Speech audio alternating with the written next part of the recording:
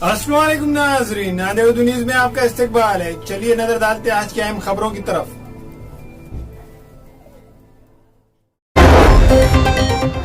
रियासत गिर ऑटो बंद में नांदेड़ के ऑटो ड्राइवर्स भी शामिल। आज नांदेड़ जिला कलेक्टर के रूबरू धरना दिया गया।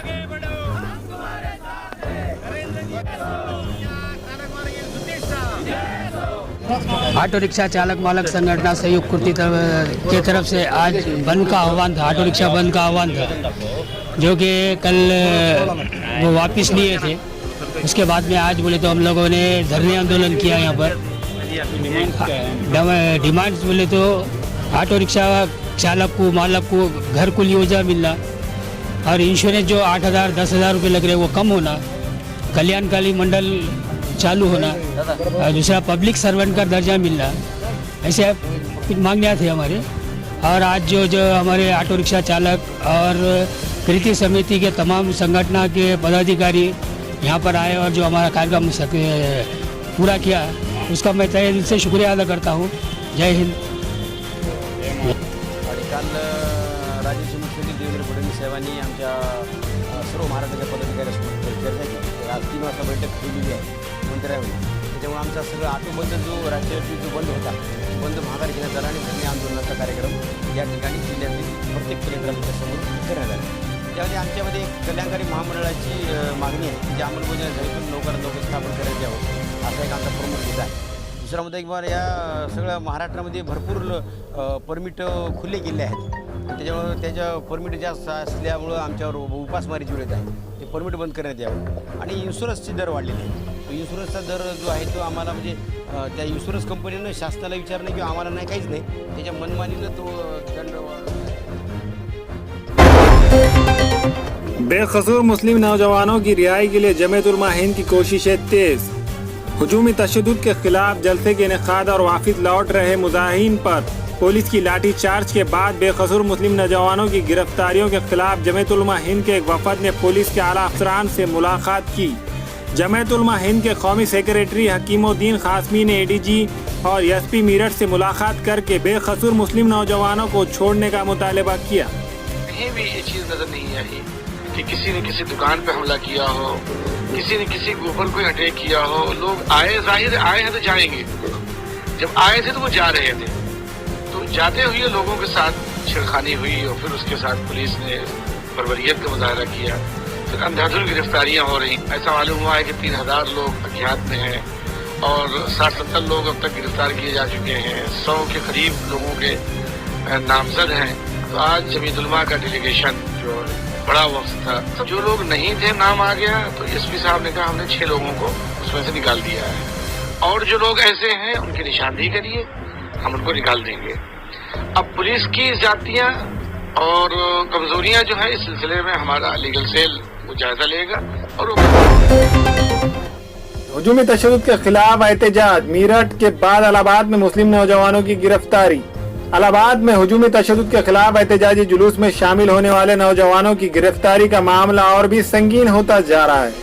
एहतजाजी जुलूस में शामिल होने वाले जिन नौजवानों को पुलिस ने गिरफ्तार किया है, मेरठ के बाद इलाहाबाद में भी हुजूमी तशद्दुद के खिलाफ एहतजाज में शिरकत करने वाले नौजवानों की गिरफ्तारी शुरू हो चुकी है। गुज़िश्ता 26 जून को इलाहाबाद में हुजूमी तशद्दुद के खिलाफ मुसलमानों ने जबरदस्त एहतजाजी मुजाहरा किया था। इस तरह के एहतजाजी मुजाहरे इलाहाबाद के अलावा आसपास के इलाकों में भी किए गए, लेकिन फूलपुर में निकाले जाने वाले एहतजाजी जुलूस के खिलाफ पुलिस ने सख्त कार्रवाई की है। जुलूस में शामिल कई नौजवानों को पुलिस ने इनके घरों से उठा लिया है। मजलिस इत्तेहादुल मुस्लिमीन नौजवानों की गिरफ्तारी के खिलाफ एहतजाजी मुजाहरा कर रही है।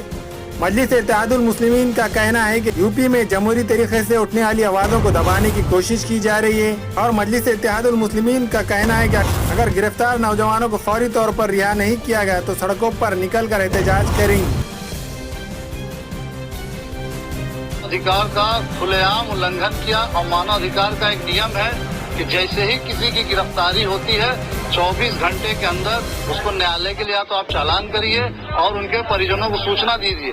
3-4 दिन गुजर गए, ना उनके परिजनों को बताया गया, ना ही उनको कहीं चालान किया गया। थाने में बैठा के उनका फिजिकली मेंटली हैरेसमेंट किया गया। यहाँ पे लोग एहतजाज कर रहे थे, कैंडल मार्च निकाल रहे थे, लेकिन पुलिस वालों ने उनको एक खिलाफ बर्बरता करके उन नौजवानों को पकड़कर थाने के अंदर ठूंस दिया, जबकि हमारा संवैधानिक अधिकार है, हम एहतजाज कर सकते हैं, हम विरोध प्रदर्शन कर सकते हैं, लेकिन पुलिस हमारी सुरक्षा करने के बजाय हमारे लोगों के ऊपर अत्याचार कर रही है, नौजवानों के अंदर भय पैदा कर रही है।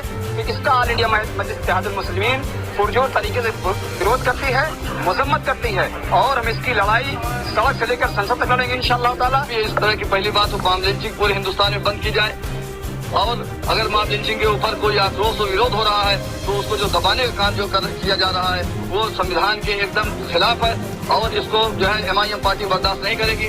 इसके खिलाफ हम सड़कों पर बाकायदा जो है धरना प्रदर्शन करेंगे। ये हमारा जो है यहाँ का संविधान प्रदत्त अधिकार है, जिसको जो है कोई रोक नहीं सकता है। यूपी में हुजूम तशद्दुद के बढ़ते हुए वाक़यात, पुलिस पर लगाए गए लापरवाही का इल्ज़ाम।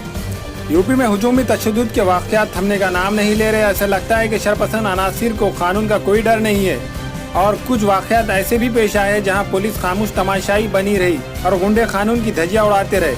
यूपी के वज़ीर आला और इनके वज़रा रियासत में कानून का राज बताते हैं, लेकिन यहाँ तो हुजूमी तशद्दुद के जैसे बाढ़ी आ गई।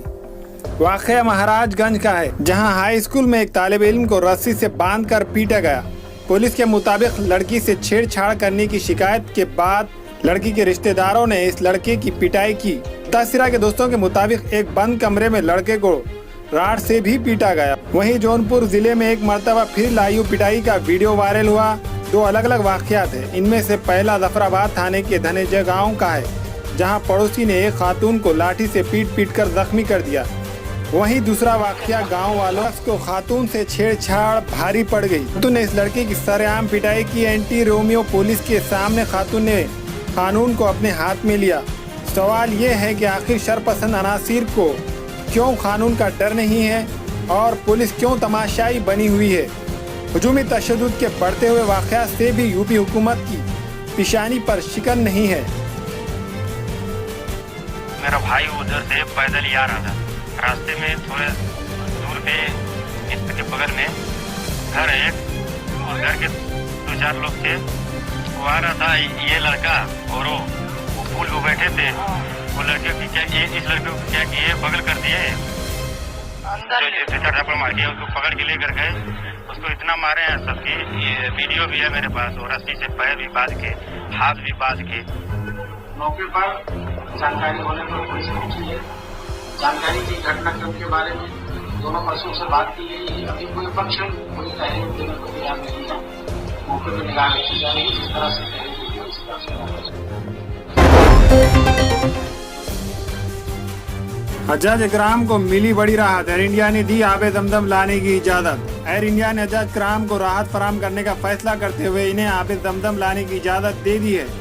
इस सिलसिले में एयर इंडिया के ट्विटर पर एक पोस्ट किया गया, जिसमें एयर इंडिया ने कहा कि हज्जाज इकराम को अपने सामान के साथ आबे दमदम लाने की इजाज़त है। इतना ही नहीं, एयर इंडिया ने हज्जाज इकराम को होने वाली दुश्वारियों के लिए माजरत चाहिए।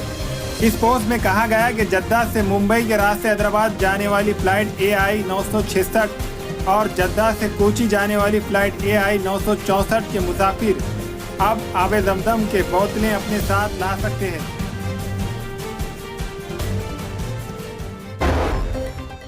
हमारे यहाँ मुख्तलिफ कंपनियों के इलेक्ट्रॉनिक्स और प्लास्टिक के तमाम सामान और फर्नीचर दस्तियाब है। एक मरतबा तशरीफ लाकर खिदमत का मौका दे।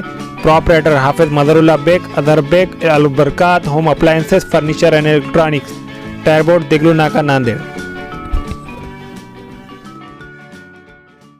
दाखिलों के लिए डोनेशन नहीं, वाजिबी फीस, आला तालीम याफ्ता व तरबियत याफ्ता अमला school bag, uniform, books school की जानिब से दिए जाएंगे। बाउंड्री वॉल, पार्किंग की सहूलत और वॉचमैन। स्कूल का वक्त सुबह 9 बजे से 12:30 बजे तक। दाखिलों के लिए उजलत कीजिए। Bachpan pre primary English school, Ubaid residency, Maltekdi road, Nanded.